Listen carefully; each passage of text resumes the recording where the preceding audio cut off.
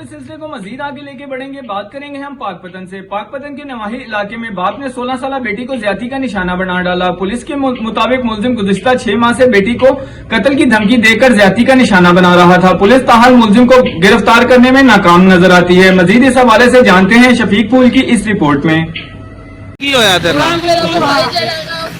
चौक से गया आज मेरा पता नहीं दुनिया लाते आया मेरी आपकी जरिए लीदा की होता बच्ची का बढ़ गई है या मेरे अब्बू ने अगला कमरे से मेरे फादर का तो बेटा सब कुछ खुदा